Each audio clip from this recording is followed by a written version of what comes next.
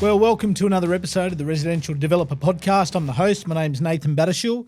And today I want to talk a little bit about the falling of the traditional approvals and the rise of infills. So if we look at the stats in New South Wales, we saw in the last 12 months up until July 31, we saw that there was a 30% decline in approvals for single houses for housing. That's why we've seen obviously new subdivisions. A lot of those areas really struggle where we've seen such a decline in new houses. But we actually, in that same period of time, we saw an increase in the infill development-based space. So that being multiple dwellings, dual occupancy, and that sort of thing. So I just want to do a short episode to really talk about this because I think it's important as residential investors and developers to really always understand the trends, understand what's happening in the market, and understand why things are happening. And I think there's a whole lot of reasons why we've seen the decline, but we've also seen the increase in something. And anyone who listens to this podcast on a regular basis will know I'm constantly talking about pivoting, understanding your market, understanding trends, understanding the climate, the conditions, what's going on, what's trending, what's not trending, what's moving and what's not moving. And you can really look to pivot and look to be creative and switched on and smart about how you go about projects and developments in the landscape of 2025, 2026. So we've seen the decline in singular housing, and in that time there's been an increase in infill. And obviously my background is very much in that infill development space, both duplex, dual lock, multi-dwelling, townhouse, villas, you name it, terraces. That's my domain. That's my space where I enjoy being in, and I've both as an investor and developer, but also as with my design planning consultancy services that I've carried out. So for me, I'm constantly looking at how you pivot, how you trend, how you look at certain areas and tackle particular areas. So we've seen that there's this rise in infill development. And obviously it's come off the back of recently I spoke about the LMR. We've spoken about the pattern book. We've spoken about the ability now to do a lot of that type of thing. We've spoken a lot about the housing shortages. We've spoken a lot about the New South Wales state government wanting to see an increase in housing, especially in key regional areas, but even across rural regional areas as well.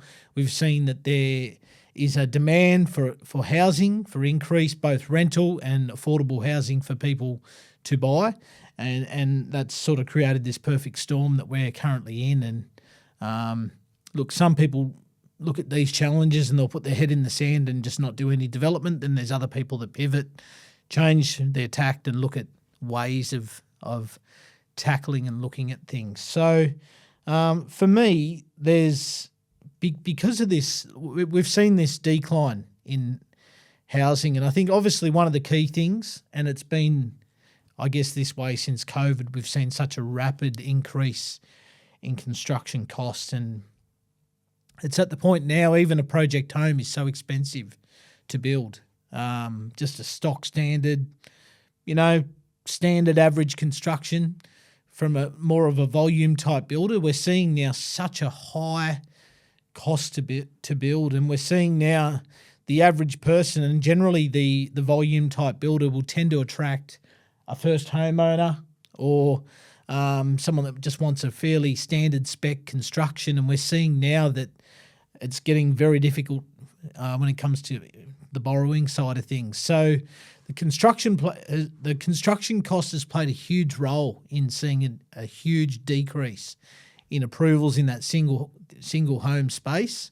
And even you look at subdivision developers, they're now even looking at creative ways of actually doing subdivisions where, and as someone who's doing my own land subdivision as well, I've had to be creative in how I look at the subdivision and create diversity. Like you need to now look at options, like can you do some NDIS in that land subdivision?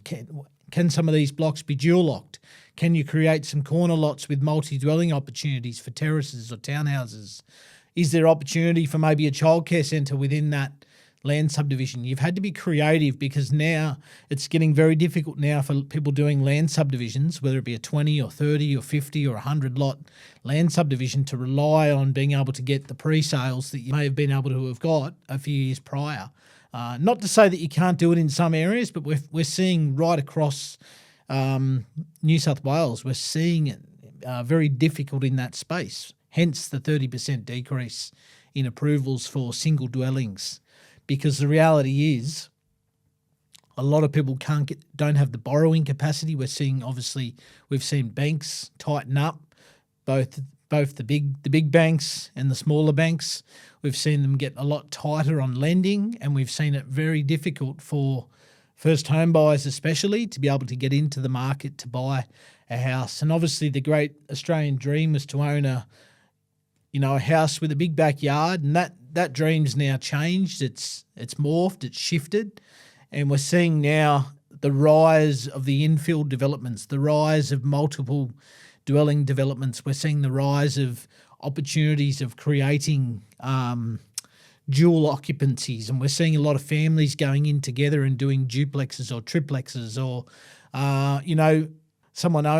parents, for example, owning a property with a big backyard and then looking to do a couple of townhouses out the back, and their old adult kids then being able to get into the market, or people that are looking at buying an older house and developing it and then building another house and then selling the older house and keeping the new one to be able to firstly get into the market, but also to lower the mortgage and lower the debt. So we're seeing a lot of that taking place. And so when you understand these different trends, you've got to jump on the front foot and look at what is the market wanting, what is the market looking for, what is the biggest demand.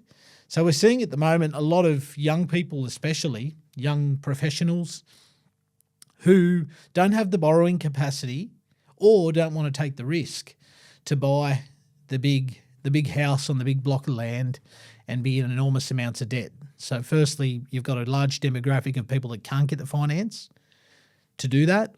And then you've got a demographic of people who don't want to put themselves under huge mortgage stress to do that. So people are looking a little bit more realistically. I think people's needs have changed, or not so much needs, but I guess people have lowered their expectation of what to get into the market for. So that's where you're seeing a lot of young people now looking at buying a unit or buying a townhouse or buying a villa or buying a duplex, and lowering their expectations of not having to have the big house with the big backyard. And as a result of that, we're seeing that that's created a larger demand for that type of stock. And it's like anything. It's a supply and demand thing that you need to understand, what does the market want? So we've seen this perfect storm of a lot of people that want to get into the market. So the only way to get into the market is to buy stock that's smaller, townhouse, unit, terrace, dual lock type product. And then we're also seeing a record number of people, and I talk about this a lot on the podcast, and for me, this will be a huge trend over the next decade as baby boomers begin to downsize and retire and look at their options and look at where they're at. You look at the baby boomer population, it's one of the most, it's one of our biggest demographics in our nation and in New South Wales, and we're seeing a record number of people who will be finishing work and are starting to finish working and are looking towards their retirement. And a lot of them bought property quite a number of years ago in the 70s, 80s, 90s, and then some who got in late in the early 2000s. But we've seen the history of property in that time. It's, property doubles roughly every 7 to 10 years, and that's not in every case. But if you look at the history of property in the last 40 plus years in Australia, on average, it generally doubles every 7 to 10 years. So we've seen the baby boomer generation who've got in early and bought property, where they've been able to obviously really see a huge increase in their properties. And a lot of them, when they bought these properties in that period of time, especially those who bought in the 80s and 90s, and some even earlier, but especially 80s and 90s, we've seen that at that time, a lot of people were able to buy properties that were quite large. They were able to buy some of them 1,000 square metre blocks and 800 square metre blocks and even more, even 2,000 square metre blocks in really nice areas. And so we've seen this demographic now that they're at that point now where they're looking at options. Do they want to downsize? Do they want to maybe develop their backyard? Do they want to possibly look to just sell that property and then buy something that's a little bit more manageable, something that's a bit more suitable to their lifestyle, to their needs? And because a lot of this demographic are cashed up, they've been able to generate wealth, they've been able to really tap into, I guess, some of the growth, the capital growth over time of their properties. They're looking at options of, okay, how can we possibly downsize, cash out, enjoy some lifestyle, but also have a property that's a lot more suitable to our needs. So we're seeing this perfect storm of that record number of boomers now that are looking to downsize. So they're looking for smaller infill type properties. Not all, but there's a large demographic of them with that demand and with that need and with that desire. So we're seeing that, and we're also seeing the affordability side of things where you've got two opposite ends of the scale. You've got a lot of boomers who they don't need to borrow money. If anything, they've got cash. They've got the ability to sell down, to buy with cash, to be able to really just set themselves up for the next 10, 20 plus years of their retirement, of that next phase of their journey. And then you've got the other end of the scale, so young professionals, first home buyers, young families who want to get into the market, who want to be able to get into the market, and the way to get into the market is they can't afford a house and land package or a house, buying a house on a block of land. They've got to look at creative options, and generally that's been looking at something a bit smaller to get themselves into the market, to really get their feet wet, and that's where we're seeing, I guess, a big increase in that space. So obviously a perfect storm has led up to this. Interest rates, cost of construction's been a huge one. So now gone are the days where people are able to just fill up a site and max out the FSR in a house. And that's where we're seeing now the rise of a lot more single-storey houses. Even on the weekend, I was driving around and I was amazed at the amount of single-storey houses again going up in subdivisions.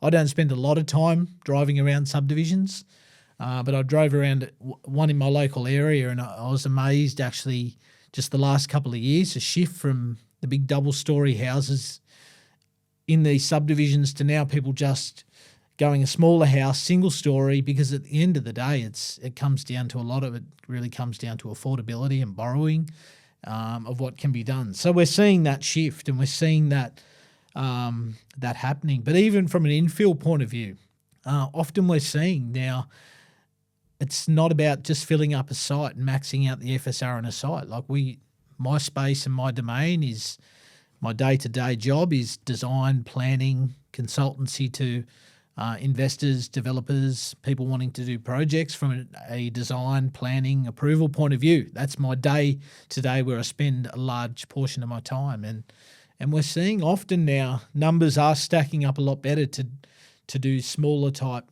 infill projects. Some of the regional areas now we're doing two-storey, single-storey villas at the back of properties. Like we did a feasibility recently in a regional area in the central west of New South Wales, where side-by-side block, by keeping the two front houses, driveway down the middle, and then a series of 6 single-storey, 2-bedroom, 2-bathroom villas, single garage, was more popular. And we're seeing that type of thing now coming into effect.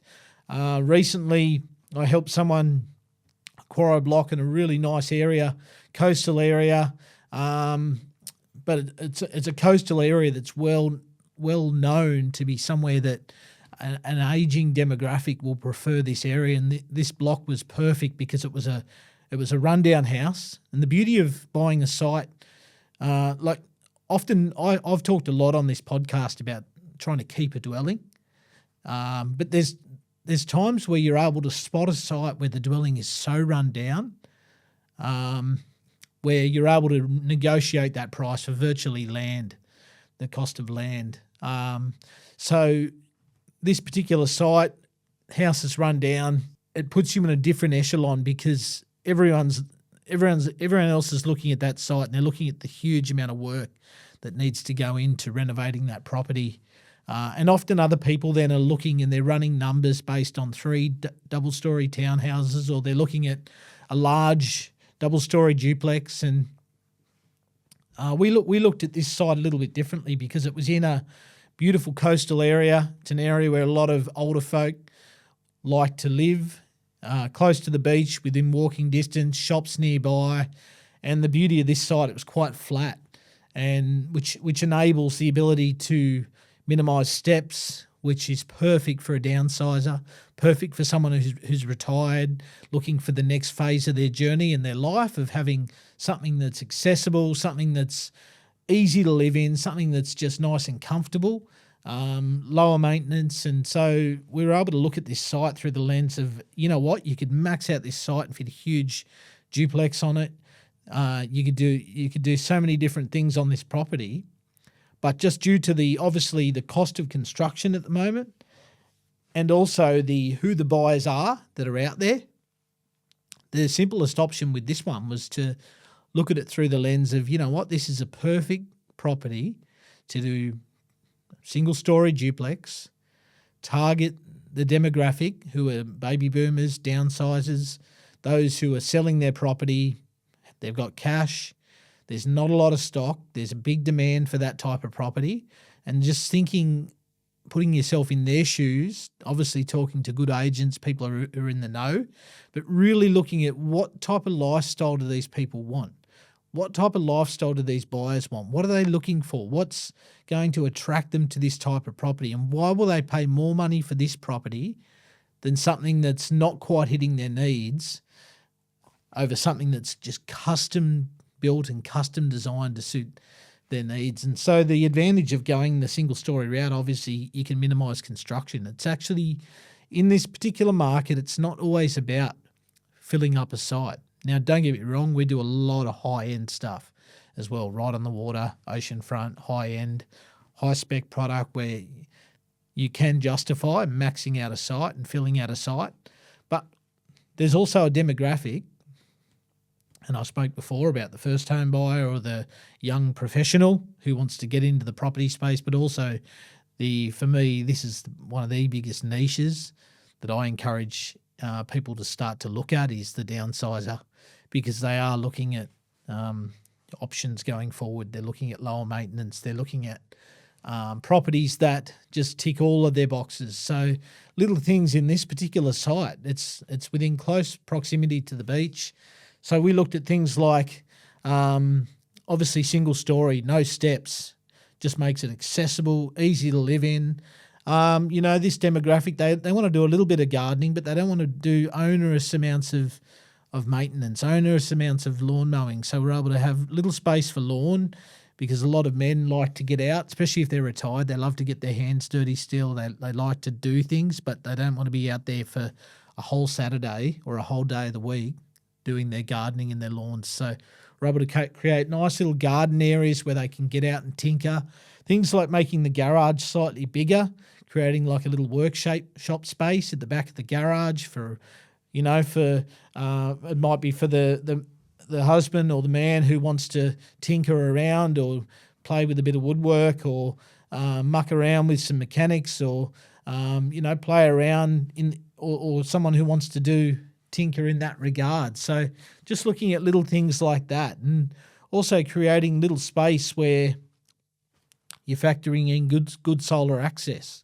I always say, like, the demographic who are buying these type of properties, they've lived in a couple of homes. They know what it's like to live in a cold space.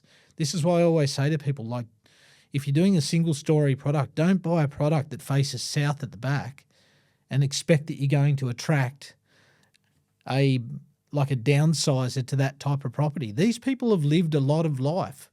They've lived 60 to 70 plus years of their life.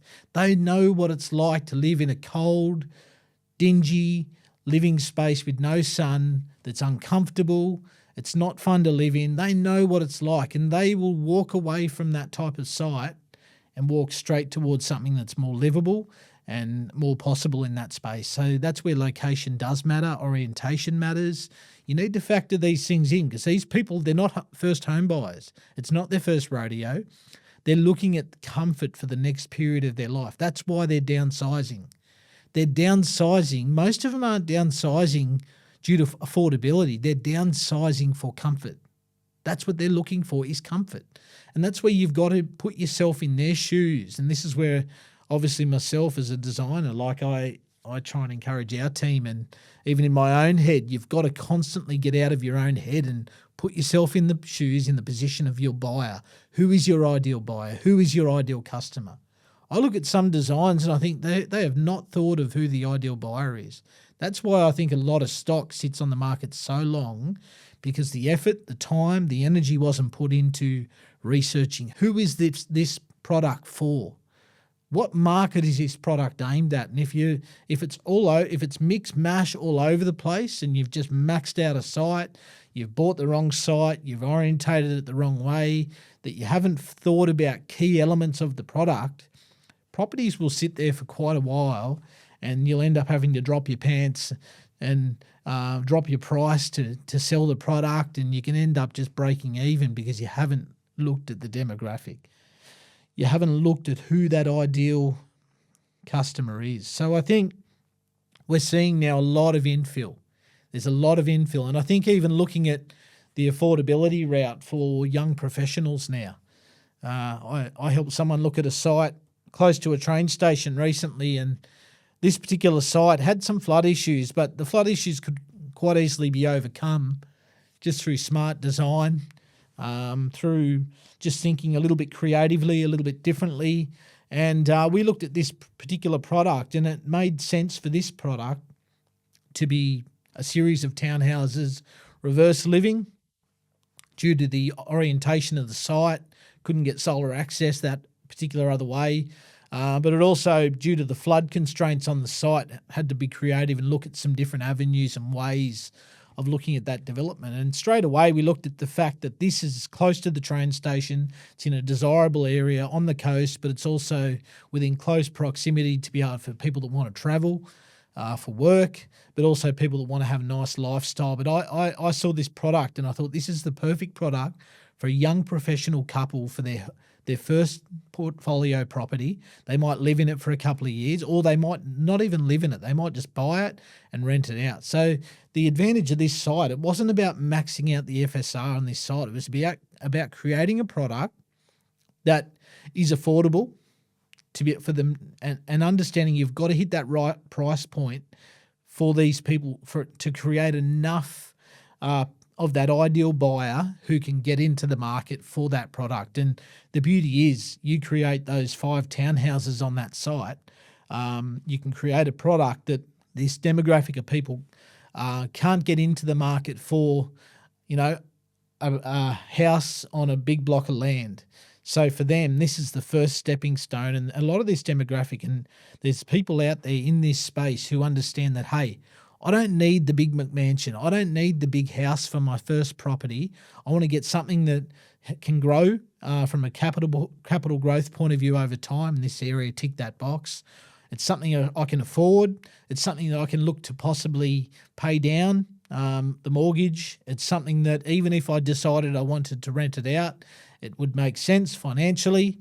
And it's something that gives me a stepping stone to move into the market. It also hits a lot of my current needs in the fact that it's close to the train station, so I can commute to and from work.